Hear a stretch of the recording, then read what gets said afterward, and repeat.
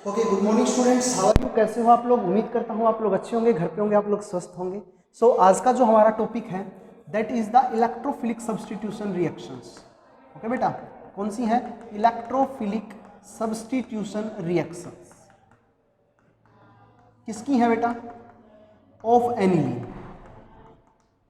Of aniline, electrophilic substitution reactions of aniline हमारा आज का टॉपिक है। तो सबसे पहले हम लोग बात करते हैं कि आखिर एनिलीन में ऐसी क्या खासियत है कि वो इलेक्ट्रोफिलिक सब्स्टिट्यूशन रिएक्शंस शो कर रहे हैं। This is our electrophilic substitution reactions of aniline.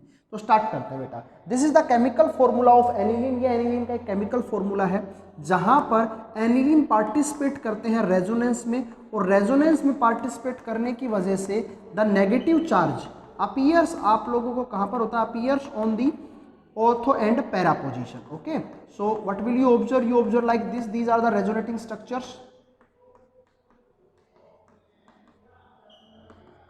Okay, just like this. So ये आप लोगों के रेजोनेटिंग स्ट्रक्चर्स हैं। तो what will you observe? You observe the negative charge appears on the ortho and para position. So we can say that कि electron density on the ring is maximum at the ortho and para position.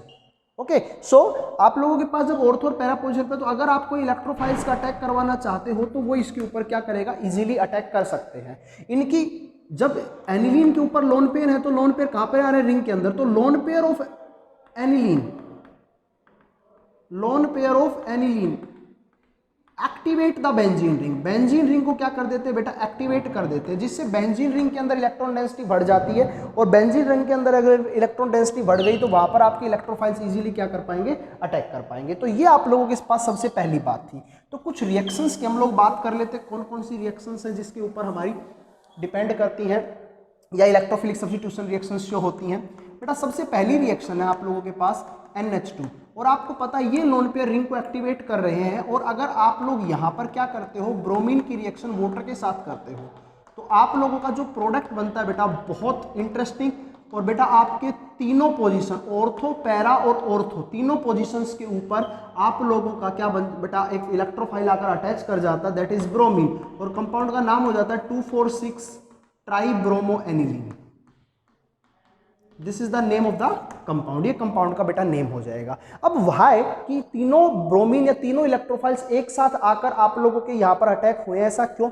तो पहली बात तो ये थी कि sir ring जो lone pair थे NH2 के ऊपर, वो रिंग को हाईली एक्टिवेट कर रहे थे। पहली बात क्लियर होगी, जिससे इलेक्ट्रॉन के अंदर इलेक्ट्रॉन्स की डेंसिटी बढ़ गई थी रिंग के अंदर और इलेक्ट्रोफाइल इजीली अटैक कर पाए। दूसरा, in the presence of water bromine का इलेक्ट्रोफिलिक करैक्टर है वो बहुत ज्यादा इंक्रीज हो जाता है, वो एक साथ तीनों अटैक करने लगते हैं। इस वजह से आपका 2,4,6 ट्राइब्रोमोफिनॉल या सॉरी एनिलीन प्रोडक्ट बनता है। आप लोगों का क्लियर है? पहली रिएक्शन आप लोगों को समझ में आई? क्लियर है। चलो बेटा नेक्स्ट रिएक्शन हम लोग करते हैं असाइलेशन रिएक्शन।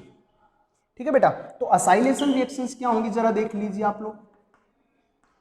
असाइलेशन रिएक्शन बेटा आप लोगों के पास NH2 है और NH2 है तो आप लोग इसका क्या कर सकते हो? एसिड अनहाइड्राइड के साथ, इसकी एसिड अनहाइड्राइड के साथ रिएक्शन करते हैं द प्रेजेंस ऑफ प्रीडिंग।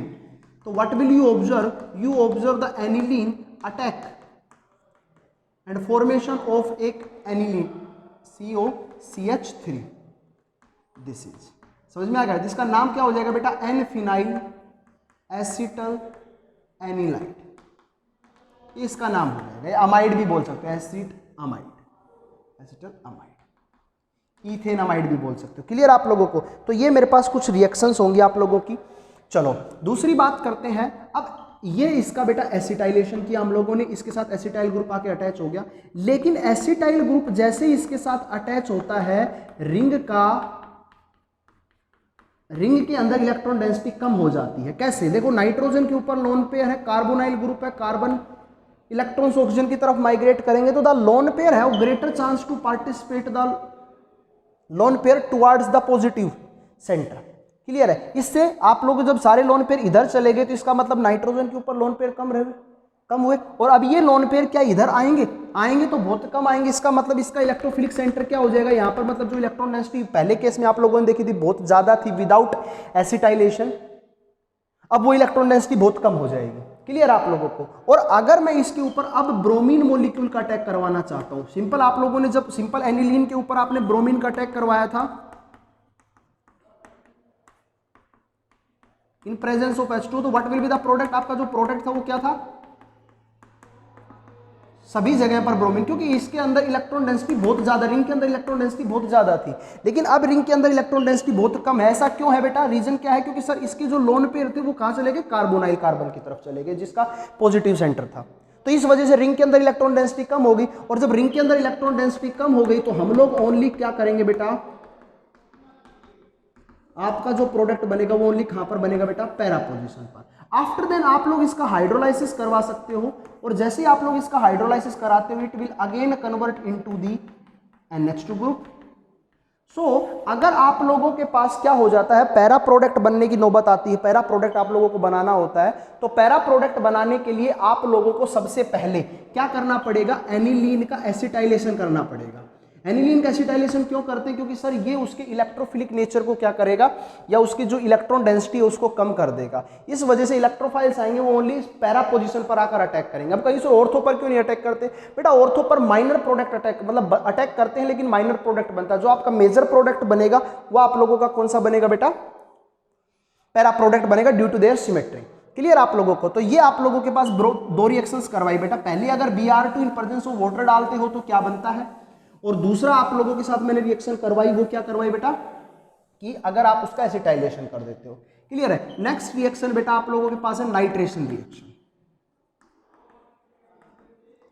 तो नाइट्रेशन रिएक्शन क्या होती है बेटा, ये मेरे पास क्या है, एनिलीन है, दिस इज एनिलीन, और एनिलीन की अगर मैं क्या कराता हूं बेटा, नाइट्रेशन करवाता हूं, तो बेटा आप लोगों का क्या करेगा, यहां पर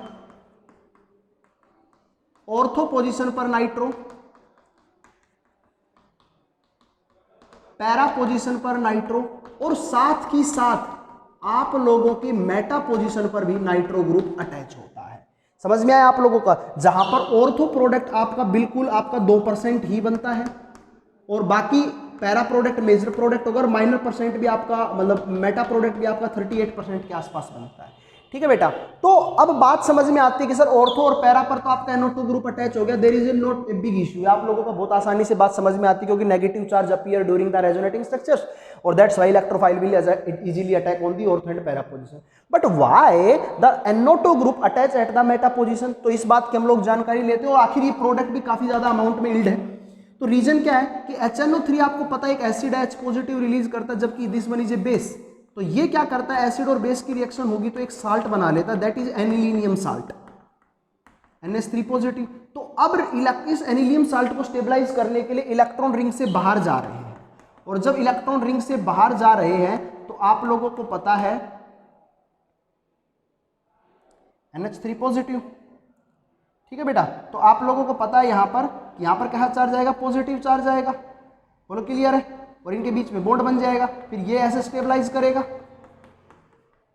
यहां पर positive charge, double bond NH3।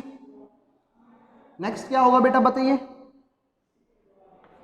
ये इलेक्ट्रॉन्स इधर माइग्रेट करेगा, सॉरी उल्टा कर दिया, वापिस करेगा इधर, क्या बनेगा, positive double bond NH3। Clear है। ये इलेक्ट्रॉन्स वापिस इधर आएंगे, क्या बन जाएगा बेटा बताओ, NH3 positive. So what will you observe? You observe कि the positive charge appears in the ortho and para position, means electron density बहुत ही कम होती है कहां पर, आप लोगों की ऑर्थो और पैरा पोजीशन के ऊपर। तो अगर कोई इलेक्ट्रोफाइल अटैक करना चाहेगा तो इलेक्ट्रॉन डेंसिटी ज्यादा कहां पर मिलेगी उनको बेटा, मेटा पोजीशन पर। दैट्स व्हाई आप लोगों का एनिलीनियम आयन बनने की वजह से हम लोग यहां पर बात कर सकते हैं, और बात जैसे आप लोगों को पता है एनिलीनियम आयन बनेगा, हम लोग यहां पर क्या करेंगे, इनका नाइट्रो ग्रुप मेटा पोजीशन पर अटैक करने की उतनी ही ज्यादा चांसेस हो जाएंगे। क्लियर आप लोगों को। तो ये बात आप लोगों को समझ में आई है। तो दैट्स व्हाई यहां पर मेटा। अब मैं तो कहता हूं कि मुझे है ना ओनली पैरा प्रोडक्ट बनाना, मेटा प्रोडक्ट या ऑर्थो प्रोडक्ट नहीं बनाना।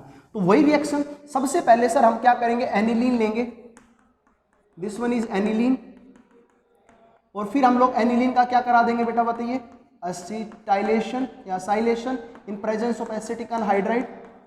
तो ये क्या करता है, रिंग को इजीली कम डीएक्टिवेट, या रिंग को डीएक्टिवेट कर देगा, या डीएक्टिवेट कर देगा, या रिंग कम एक्टिवेट रहेगी ड्यू टू आपको पता है इसकी वजह से। बोलो अभी समझाया था मैंने आप लोगों को। तो अब अगर मैं इसके ऊपर नाइट्रिक एसिड डालता हूं तो आप लोगों का जो प्रोडक्ट बनेगा वो क्या प्रोडक्ट बनेगा बेटा बताइए, NHCOCH3, और आपके पैरा पोजीशन पर NO2।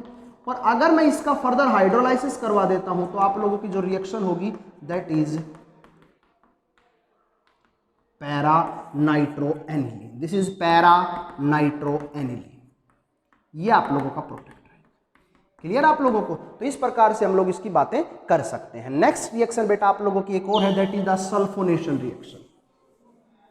कौन सी रिएक्शन है? Sulphonation reaction.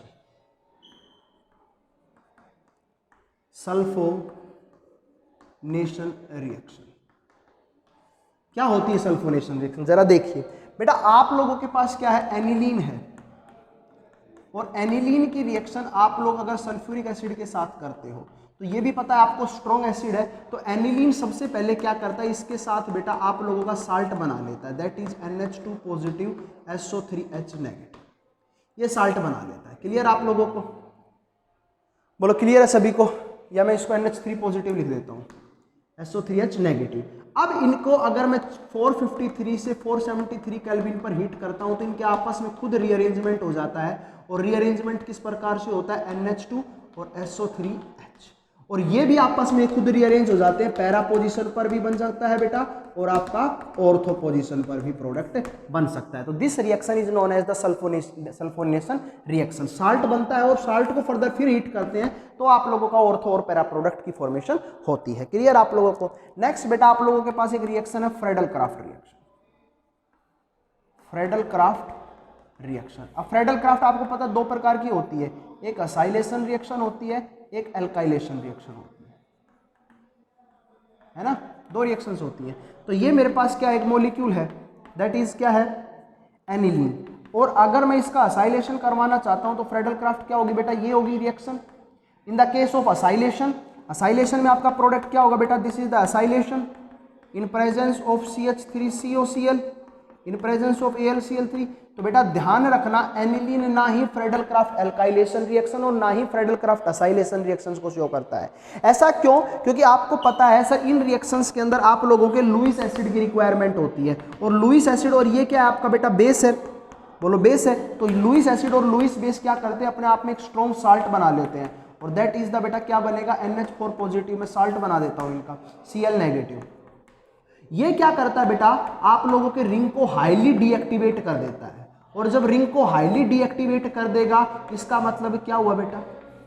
कि अगर अब रिंग के डीएक्टिवेट कर दिया तो मतलब सारे इलेक्ट्रॉन रिंग से कहां चले गए? बाहर चले गए। तो इलेक्ट्रोफाइल क्या इसके ऊपर इजीली अटैक कर पाएगा? नहीं कर पाएगा। तो that's why we can say that कि आप लोगों के जो ये हैं एनिलीन्स हैं, जनरली ये रिएक्शंस को शो नहीं करते। कौन सी रिएक्शंस को? फ्रेडल क्राफ्ट रिएक्शंस, असाइलेशन और एल्काइलेशन रिएक्शंस को। सो आज की क्लास के लिए सिर्फ इतना ही। कल की क्लास में हम लोग नए टॉपिक के साथ आएंगे, डायजोनियम सॉल्ट के साथ।